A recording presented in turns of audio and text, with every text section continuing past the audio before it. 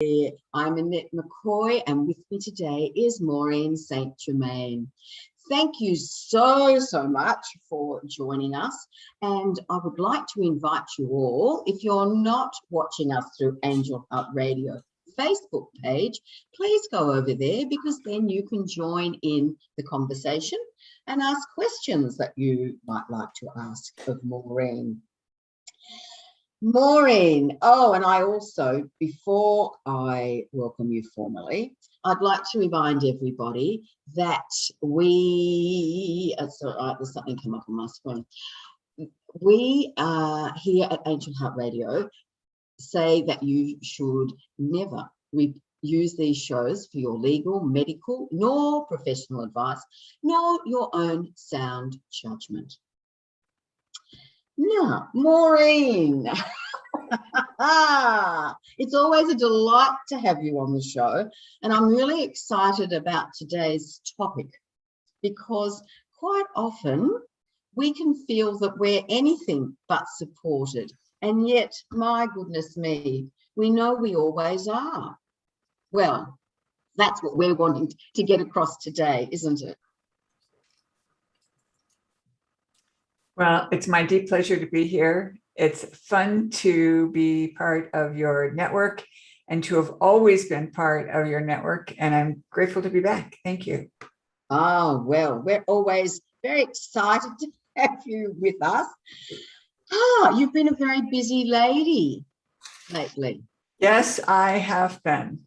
And I'm very happy to report that I've got lots of events that we're doing, some live events, some video events, and we have classes that we're doing. We've got an Akashic Records class going this weekend that one of my teachers is doing instead of me. And then I'm scheduled for a class in December, I believe.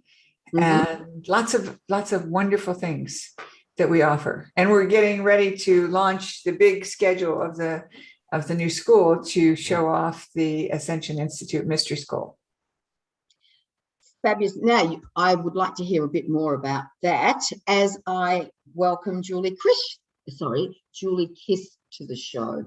It's wonderful seeing people pop up in the chat, Maureen. It's user-friendly.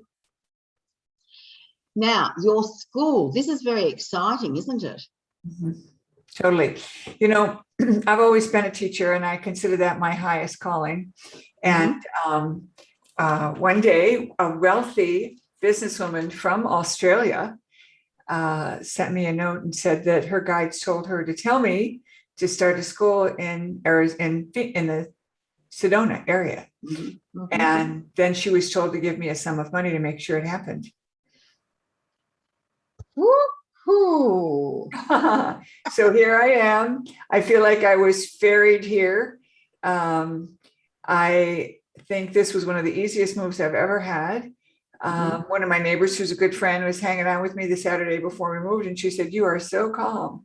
And I said, "Well, you know, there's only so much you can do, and you got to, trust that the universe is in charge." And truly, the universe was. And it was so easy because of a lot of things. We had, first of all, I did say I would do this, I would take this move if I was supposed to, and if they made it fun and easy. So they made it fun and easy, because when we had our furniture moved, we had about a 10-day window where we didn't have any furniture. And we first went to visit one family member in Tucson, and then another family member in Phoenix. And then we went to our house, and we had a few extra days where we slept on a air bed, which is pretty decent these days. And, everything just was easy and smooth. And I have a beautiful home. I have an amazing view. And, that outside time is so precious. Just yesterday, I had an incredible rainbow. And that rainbow was just so amazing. I'm pretty sure I can share it with you, but I was stunned. Let's see if we can do it, if that's okay. Yeah, absolutely. I think the share screen, I'll just make sure. Okay. Let's do it. Screen share. Yes, you should be able to It says okay, but it won't let me do it. Isn't that interesting? Okay, share. Just wait with me. I love the fact. Here we are. Okay, now you should be able to. Oh, yes, very good. Switch. Okay, so here we go. I love the way that we can do this. Oh my goodness, look at that. Wait, I gotta move this a little bit here and shrink it down so we get the good picture. Isn't that just something? And this was so big. I got up from my desk to walk outside to go in the kitchen. I walked past the big double window and saw this, and it filled my window. This is in the middle of the afternoon. So we've had lots of these, and I feel so blessed. So let's see, I'll stop share. And isn't that fun? Absolutely. And do you know what? While you were showing that, I've got little mini rainbows because the sun is shining on a gorgeous crystal hanging down. Nice. Very nice. Nice confirmation. Absolutely. Yes. Now, welcome Stuart Prince and Elaine Fairburn. Thank you for joining us. So rainbows. Well, that's a very special sign. You know, it's interesting because our topic today, you know, is how to manage in difficult times. And when we moved into this house, you know, we didn't know what was going to happen, and we really didn't have a good sense of how everything was going to work or come together. And the first 3 days we were here, we had a rainbow every single afternoon. And I figured that was the universe telling us, you know what, everything's in order. And it turns out everything is. You know, we are very fortunate. We have wonderful neighbors, and we are blessed to have, as you saw, my beautiful view. And what I want to say to people as a way of life is to ask every day for a day of heaven on earth. And when you have something special coming up and you're concerned, you know, family reunion, attending a seminar or doing some travel, you know, whatever it is, start asking for a week of heaven on earth when I go to Sydney or when I go to New York or whatever it is. And you're going to be amazed at how everything just kind of falls together like clockwork.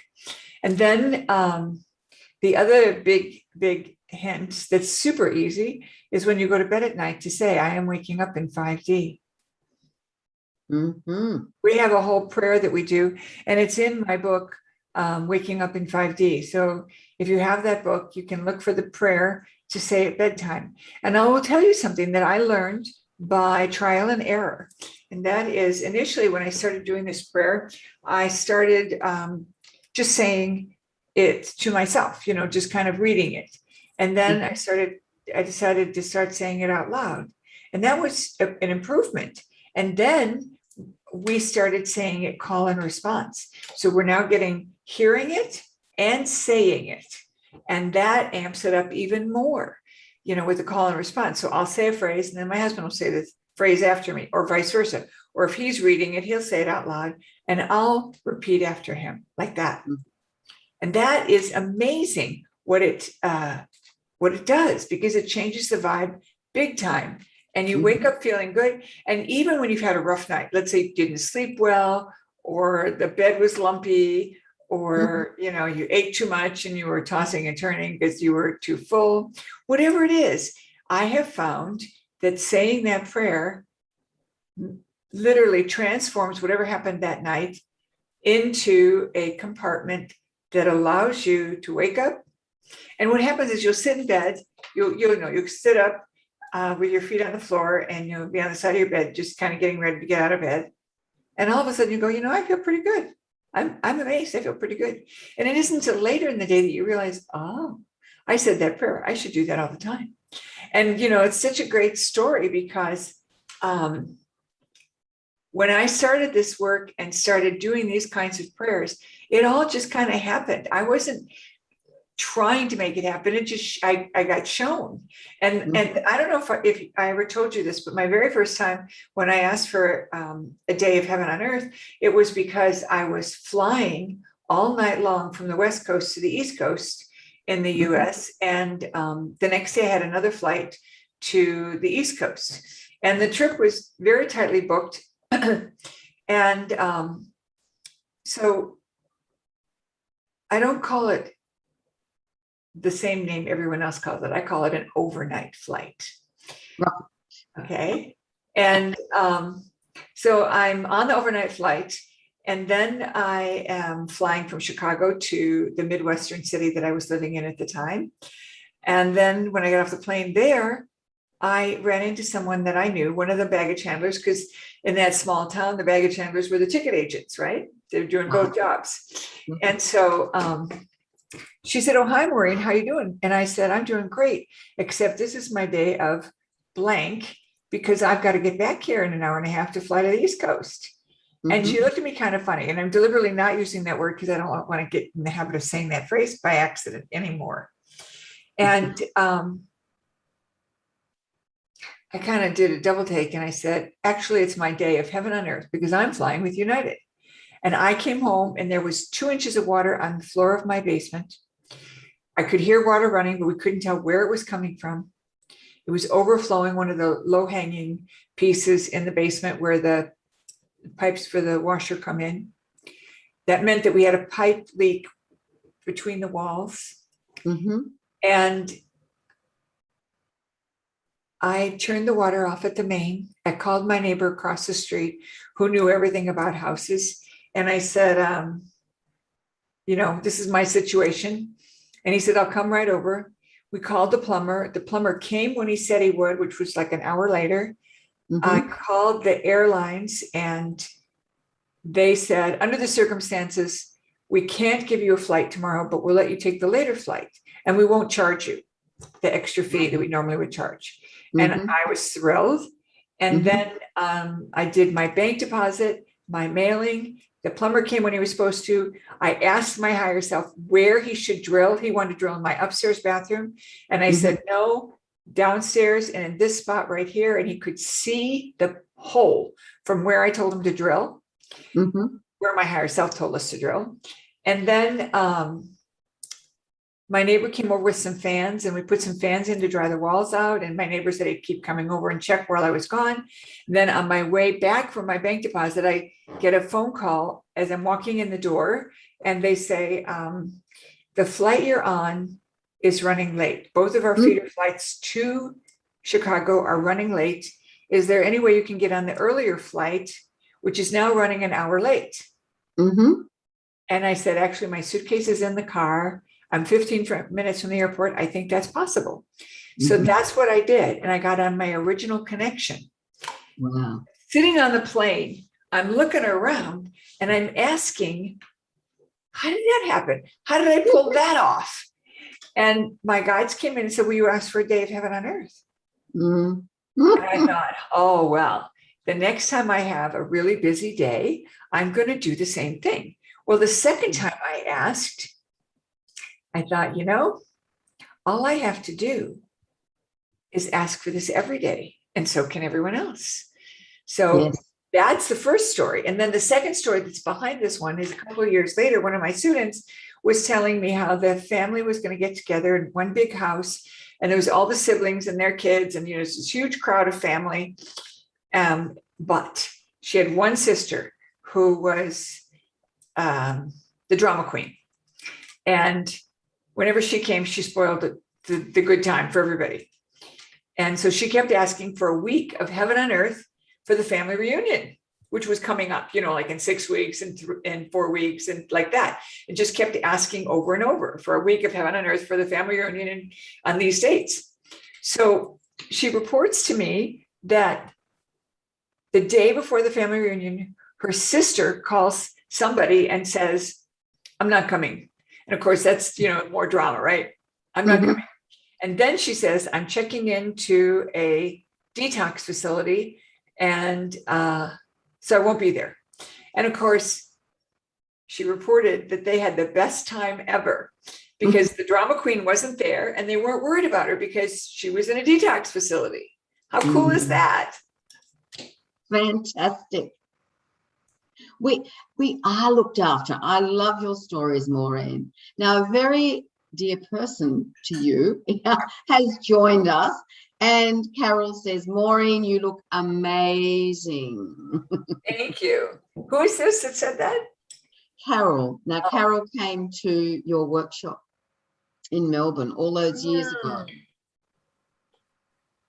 Yes. Well, I'm so pleased that you were here and that you were there. That was so much fun. It was. It was. So what we're referring to, those of you who don't know what we're talking about, I've actually did a couple of workshops in Australia with Annette at her home, in her home that she used to live in before the home she lives in now. And we had a couple of different workshops, 2 different trips that I made. And that was about 10 years ago. Mm-hmm. And how amazing is that? Incredible. Yes. Totally. Carol thinks you look 25 years old. Thank you. Thank you. Thank you.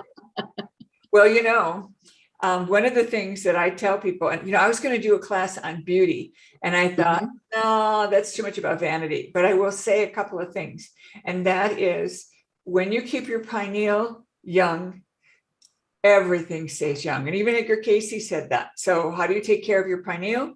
You use Shilajit, which is a tar-like substance that you can get on practically every web store that sells that kind of stuff.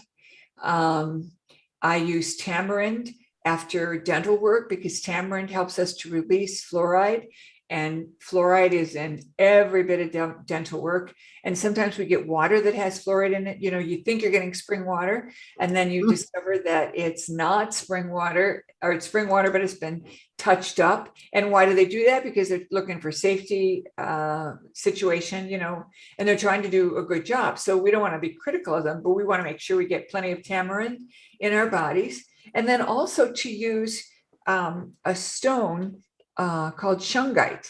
And shungite, I don't know if I have a piece here. I usually have a piece right here at my desk. Well, I do have a formed piece of shungite, and you can get them that are formed. But if you get raw shungite, you can actually put it in your water.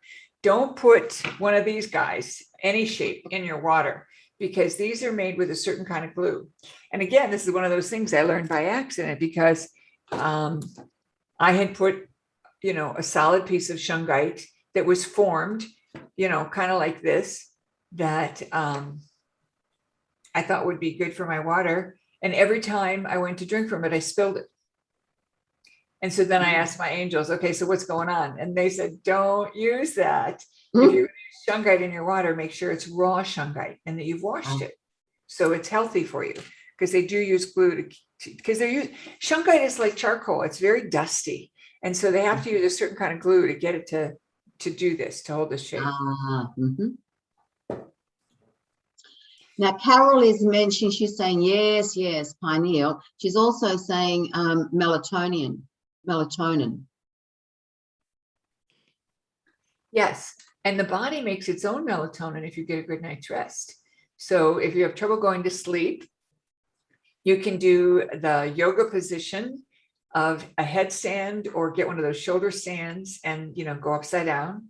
And if you wake up in the middle of the night and can't go back to sleep, you can do a shoulder stand or a headstand that will help you go back to sleep.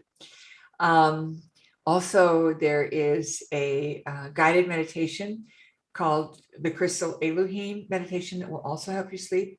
And those tools then allow your body to make healthy melatonin that your body will make when you're in a good place. So those are some of my basic tips that I tell everybody. You got to do this. Well, thank you for reminding me about the yoga, the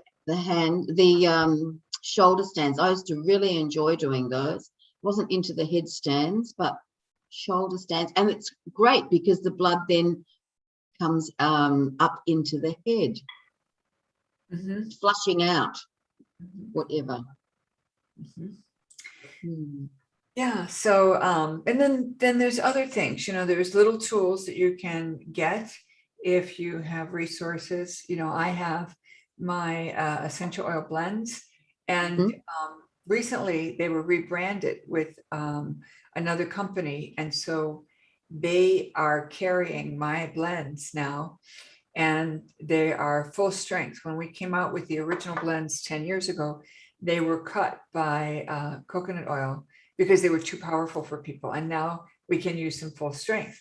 And the cool Mhm. thing about these is they were tested against other oils, other brands, and they showed a 52% improvement in the speed of healing. And they did this by measuring how quickly the DNA rewinds.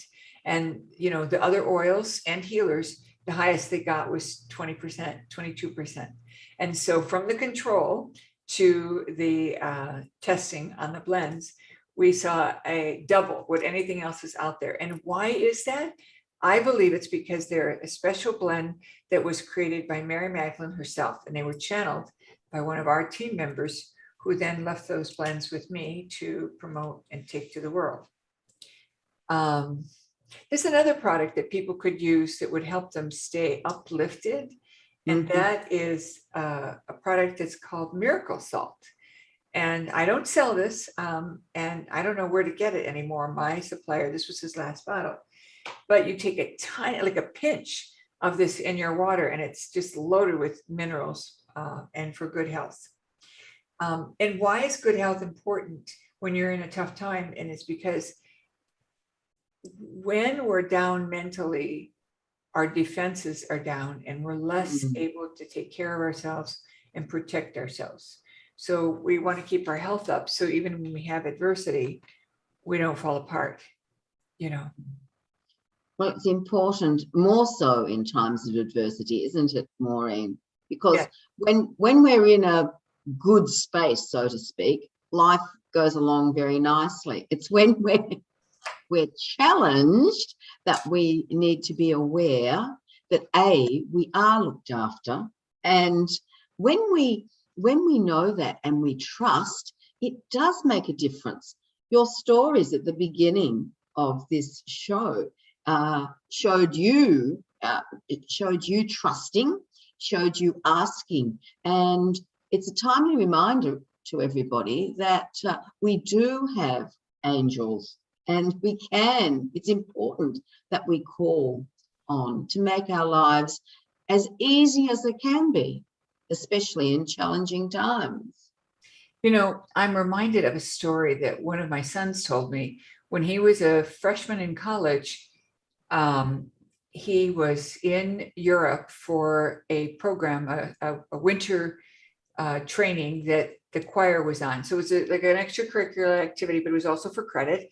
And they traveled and sang all over Europe. And now it's time to come home. And it's the end of January, so it's cold. They're at Heathrow. And because there's a big snowstorm, the plane gets grounded and they don't get to go home when they were supposed to. So they all get, carted off to a hotel and they have a night's rest. And they're back at the airport and they're just sitting around waiting, hoping they can get on a plane. Finally, one of the airline employees said, well, if you would be willing to split up, wait a minute, let me back up. Before this happens, one of the girls in the group who had never traveled before, and my sons have traveled with me all over the world. So, they are accustomed to, international travel. So one of these girls, I say, because, she's like 18 and it's their first trip away from home, and they're whining and crying because they can't get home. And my son walks up to them and says, I don't know about you, but I intend to get home today. Now, he didn't know that he was, sounding like his mother. He just was doing what was normal for him. And then the choir director comes over to the group and says, the airline tells me that if I'm willing to split up the group, we could get at least some of you home today. And you know who was on that first flight. And he said to me later, I was just trying to encourage her. She's being so depressed. And I said, well, that's how it is. So your children do listen to you, even when they say, oh yeah, I'm not into that, mom. They really are practicing it. So that's good. And I'll also tell you that one other tool that you could use that would really help you in difficult times is to learn how to connect with your higher self. And I have so much information in all my books, on my website. You can download a special kit. There's so many easy ways to learn. And my method is very logical, very tangible. 3 easy things that you do for 45 days. And it's, you just fill it in while you're waiting in line somewhere, while you're thinking about your breakfast, while you're thinking about what you're going to put on, and you practice unimportant stuff for 45 days, unimportant questions for 45 days. And you get used to what it feels like when your higher self does respond to you. And what that does is gives you 100% accuracy. And when you have that accuracy, then all kinds of wonderful things can happen, even when they feel counterintuitive. And one of the most amazing times that I listened to my higher self was when I was flying home from China. And my husband and I were on the phone before I left. And we had made a plan for the following day after I got home to go to another city, 3 hours away, and go to the museum and hear one of my friends who was doing a concert. And I was willing to do that, even though it was the day after my flight. But the concert was like at 7 p.m. and I figured we'd leave around noon and have dinner and then enjoy the concert. Well, my husband had another idea, and you know him, Annette, you know what a kind of guy he is. And he said, let's go to the new Broad Museum. They just opened a couple of days ago, and we could get there early and see that, and then go do the Los Angeles Art Museum for your concert. And I, like kind of got squinty eyed, and I'm on the iPhone or something, we're talking to each other face to face. And I remember giving him a hard time and saying, this is a terrible idea. I'm flying for 15 hours to get home, and you expect me to turn around and get up at 6 o'clock or 5:30 in the morning so we can get out the door by 6 and eat breakfast in the car. And, I'm going on and on, right? And then when I got all done with my little rant, I said, but I'll check in. And if my higher self says that I should do it, I'll do it. And my higher self said, do it. And there was this cascade of really cool events that occurred. Number one, while standing in line, a woman comes up to us, and my husband runs off for coffee. There I am by myself. So I start talking with all the other people. So this woman comes up to the line and she says, I've got 2 extra tickets for early entry. Does anybody here want them? And there were 3 lines. The first line was the free entry that had like 100 people in it. This is an hour before they open. And then the second line was the line I was in, which was you pay extra to see this extra exhibit, but you're going to be the last ones in. And then the third line was the line of people who had bought tickets 6 months ago when they announced the museum was going to open. Okay. So nobody says anything. And I say, well, I'll take them. And she said, no, I want it for 2 people. And I said, well, I am 2 people. It's just my husband is gone, blah, blah, blah. So she said, well, you're going to have to come and stand in line with me. And I said, okay. And so I go with her. And on my way following her to where her spot was, I hear a very clear message from my guide saying, you need to talk to her. Well, that's not too hard for me because I'm so friendly with people. So we start talking. And then she hands me her ticket that she had printed off the internet and says, I'm going to go up front. I need to check on something. You're going to need this if we get separated. And I look at it, and it's a very long German name that I have never heard before. Actually, that you would not have ever heard before. I knew the name well, and I pronounced it well. And I said, I used to know a family with that last name, but they're from Ohio. And the man looks at me and says, well, we're from Ohio too.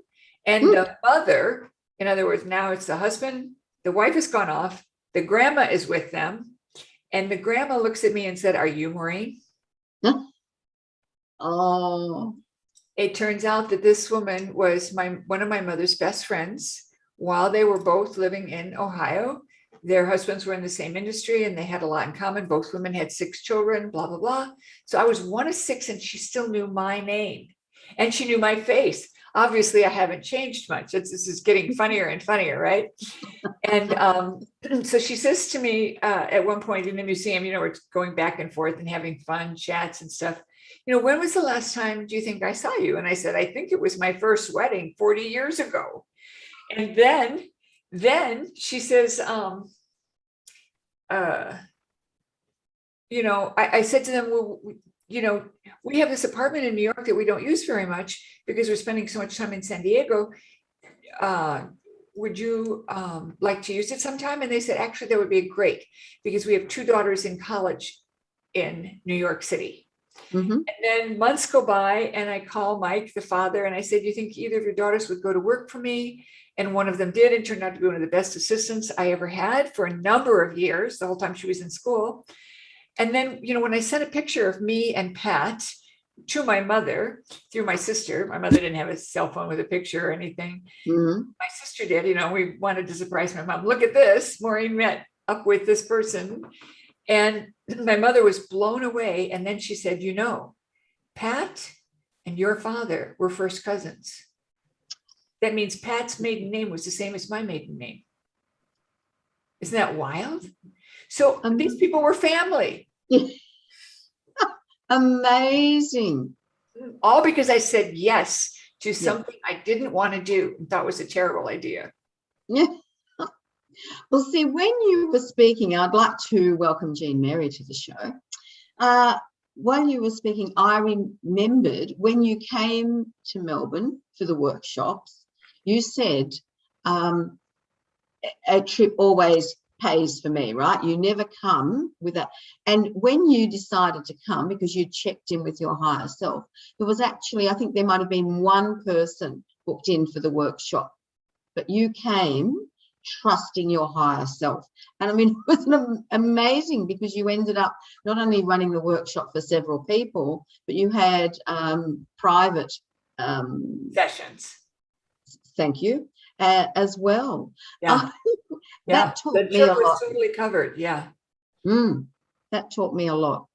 So yeah, I can vouch, everybody, it really is important for us to check in. We have so much support that some of us forget or are unaware of what we do have available to us. Yeah, it's easy to forget. And that's another good thing. Imagine that you have been given a mansion and it's full of servants and you're sitting there having a conversation with a friend, sharing your good fortune, and you realize that all the servants are just standing around. So you turn to them and say, what are you doing? And they say, we're waiting for you to give us instructions. And that's us with the angels and the ascended masters. If we don't ask for help, they're not allowed to intervene. There are certain contracts that do allow for intervention, but they're few and far between. Most of us have to ask. And if we don't ask, we don't get what we want. And, one time I was at an event where the speaker said, we're always asking the angels for this and that. What if you ask the angels what they would like you to do? And I did that. And they told me that you need to meet with this particular person. Now, this particular man, I'll call him Mr. X, was a former business partner that had stolen about $5,000 from me. And he was at the event and they said I should get together with him. And I was furious that when I asked the angels what I should do, and they said, get together with this guy. And I was like, like, grr. And, but I said, okay, fine, I'll do it. But I'm leaving town Saturday. And if we can't meet before Saturday, I'm not doing it. That's just it. I'm just pulling the plug here. And so I went up to this man and he said, well, contact my secretary and make an appointment. And when I tried to do that, we couldn't put it together and he was tied up until next week or something. And I was going to be gone for 3 weeks. So I kind of went, I did what I was supposed to. And then the next day I had lunch with some former coworkers. And at the 11th hour, they said, so-and-so wants to come, could she come along? And I said, sure, but I know she doesn't like this kind of food. So let's switch to a different restaurant that she'll like. And I said, now that we're doing that, maybe I better move it back an hour just to make sure I can get there. So we did all that. And I'm standing at the buffet line in this Chinese restaurant. And I'm holding my tray and I turn around and who's in front of me but the guy, Mr. X. And you can't make this stuff up, It's so amazing when you decide to step up and follow. And it doesn't mean you're always going to be agreeing, but it does mean you'll be willing. And that's what I said. Okay, I'll do it. But here's my conditions, and don't be afraid to put out conditions. I tell people when you want to manifest a beloved, don't just accept anything that comes your way. Say to the universe what I want. If you're in love with redheads, ask for a woman who either is a natural redhead or dyes her hair red. We don't care. We just want her to be a redhead. Or, a bigger issue is what gender is your preference. But whatever it is, be clear about it and let the universe take care of the details. When I met my husband, although he fit the bill in most of the categories I was asking for, I forgot to say that I didn't want a long distance relationship. And I was in New York and he was in Seattle. And I thought that was a terrible idea. And when I went back to the altar to ask, well, what do I do with this? I was told build a bridge. And that was the first I realized, oh my gosh, I could have two homes. That had not crossed my mind. Yep. Oh, so much is possible, Maureen, especially when we hand over our trust. I like to say that it's not trust, it's knowing. When you use your higher self to help you make your decisions, you don't have to trust your higher self. You know your higher self. And what's the difference between trust and knowing? Trust is that you trust that I'm going to show up for the show on time. Knowing is knowing the sun's going to come up tomorrow. Big difference. Sure. Big difference. I mean, we had to do some manipulation to get me on the show today. I was ready. I was here. First thing that happened when I was supposed to be calling you was the doorbell, and it was somebody who needed me to sign for something. And then once we, tried to get in, there was some little drama around that. So the universe has its own way of playing things out for us. And that's something else I'd like to talk about. We're in a really tough time right now, physically and emotionally, mentally, and we are forced to figure out how we can take care of ourselves, how we can meet the needs of our family and ourselves. And one of the things that I was told recently is to ask for a most magnanimous outcome. We've all heard Tom Moore's work of ask for a benevolent outcome. But what has happened is the Ascended Masters have merged third, fourth, and fifth into the magnanimous dimension. And when you ask for magnanimous energy, you literally have the capacity to slide between those two and bring people along without having to drag them through their mud or their discomfort. So claiming a magnanimous outcome literally transforms everything and everyone around you. And I have seen some pretty big miracles because of it. So it's very amazing.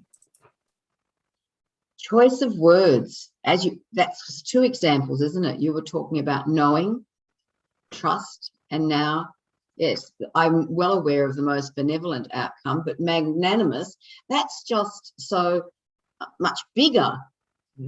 Incredible. Yes, and on my website, I actually have a statement that the Lords of Light that brought this information in would give us this explanation on what they were saying to us. So to understand it, they basically said that they urged us to bring in the energy of the combined integration of all three dimensions, third, fourth, and fifth. And listen to what they said. We know you are quite familiar with the energy of the third dimension, its polarity, it's divisiveness, it's goodness, and yes, there is goodness in third dimension. Fourth dimension is integrating now within each of you, and you are beginning to tap into the depths of joy, presence, and love. Fourth dimension is the portal through which you magnify and transport yourself into fifth dimension. Because your world has been slow to catch up, we are now offering you this combined quality of the nexus into the fifth dimension to reach each and every one of you.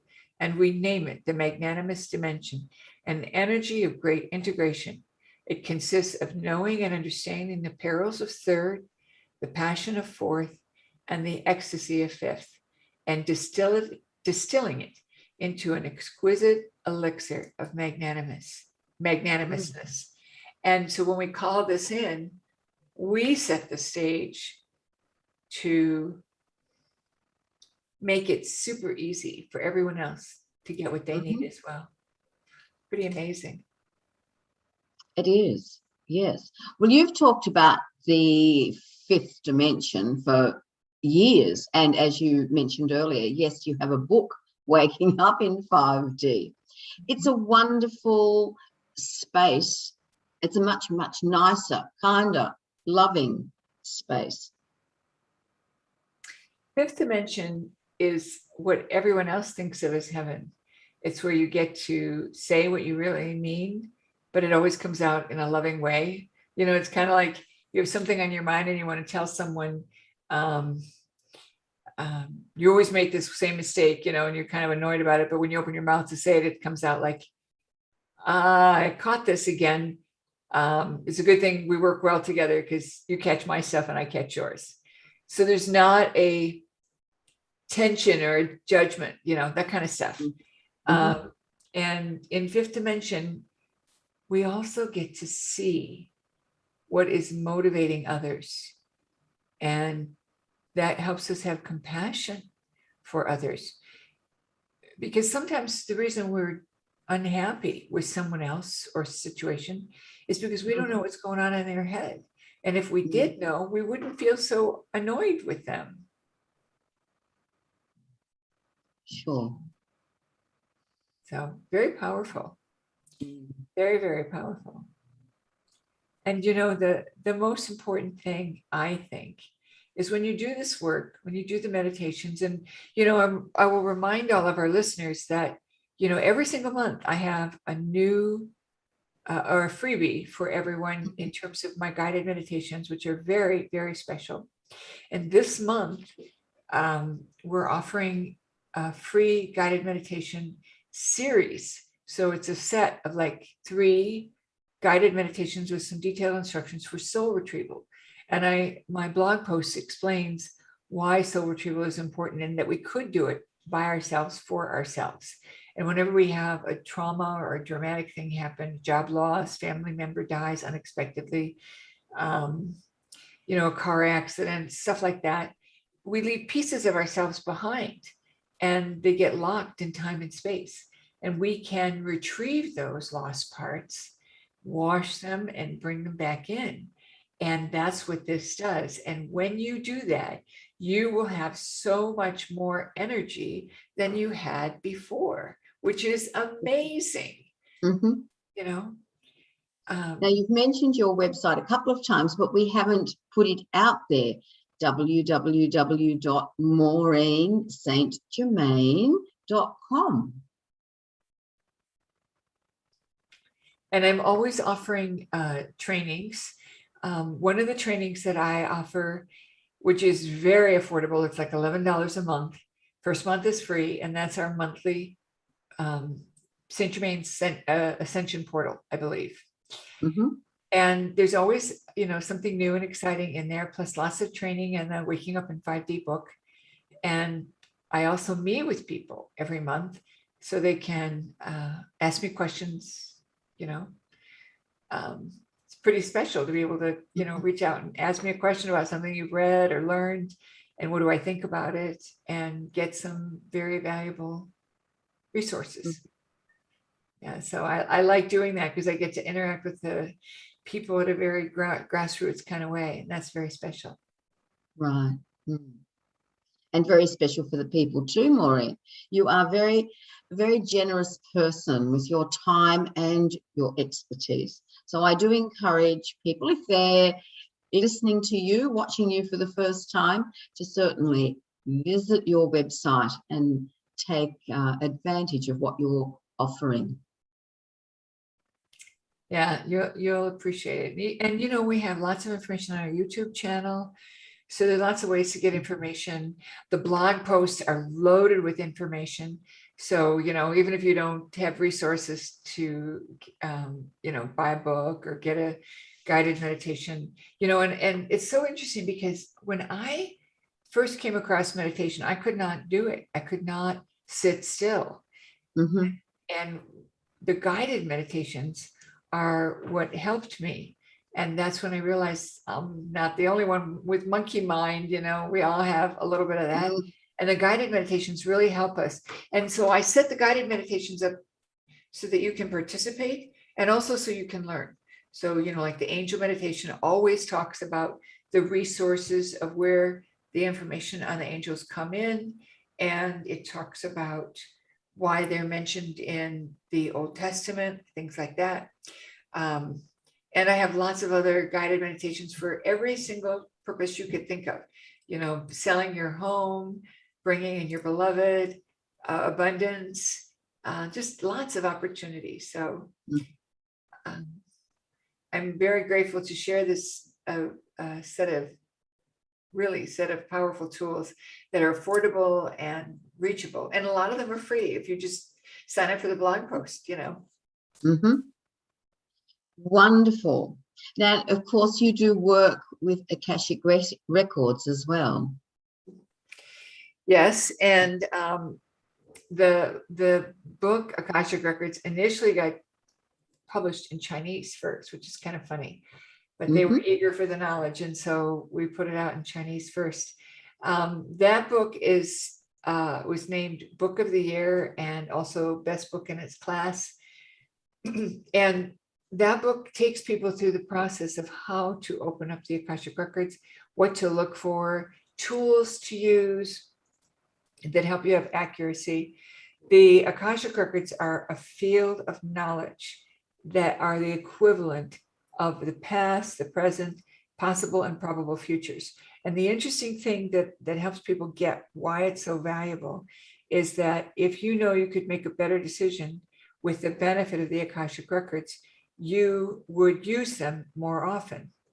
And I have lots of stories about this, but what I really want you to understand is it's like an answer book to life. So just like you might go into a chemistry exam with the tables or a math exam with your calculator, when you address your issues in the Akashic Records, they will answer you and help you so you can make the best decisions possible.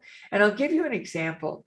A man came on a radio show and asked about his daughter, who was a 20-something, and she wasn't treating him very well. And he felt like he'd been a good father. He meditated and he tried to do his best. And he couldn't figure out why she was so obnoxious to him. And he knew he didn't deserve it. And the record keeper said, well, you were adversaries in another lifetime. And you moved on and became more connected, did your spiritual work, and she did not. And in this lifetime, you decided you would sponsor her. And you agreed to do this. And she still sees you as her adversary. And she will figure it out. But your job is to love her anyway. That means you do everything you would do as if she were treating you the way you wanted. That means you buy her presents when you would normally buy presents. You send her cards for whatever you would normally send cards for. And do everything that you would normally do, because that will show her what true love is. And she'll come around. And then at the very end, they said, oh, and it might take a few years. You know, you're a parent, I'm a parent. You know, we never want to hear that it's going to take a while. We want it to happen right now. Absolutely. That's exactly right. Well, well, well. Maureen, it has been an absolute pleasure to have you here this morning for me, afternoon for you. The time around the world, it's always fascinating for me. Great. You're in my yesterday, I'm in your tomorrow. Mhm. Yeah. What's it like over there? In Tomorrowland. Lots of fun. Good old Disney, eh? Yeah, we're very fortunate. And for those of you who are listening, Annette and I go way back, and both of us knew we wanted to connect with one another, and we made a big effort to connect in Tucson, Arizona, of all places. Yes. It's been just a lovely journey for both of us, and it is my deep honor to still be friends with you after all these years, knowing I'm not perfect and knowing that you truly are the epitome of unconditional love. Well, thank you, Maureen. It's always a delight to be with you and to have you on the show. It's interesting. I always know that it's time because your schedule allows it when I reach out. So I'm very, very grateful for that. And I'm grateful for our audience as well. Thank you for tuning in whenever you might, whether you're listening live or down the track. And for those who've listened live, of course, we can always go back. If there was something that tweaked and you thought, oh, I want to hear that again, of course we can, which is really wonderful. So thank you very, very much, Maureen. My pleasure. And thank you, everyone. As I said, I will be back next week with Marnie Perner, our kinesiologist. In the meantime, everybody, may you look after yourselves, look after others, and let's make this a wonderful, loving world.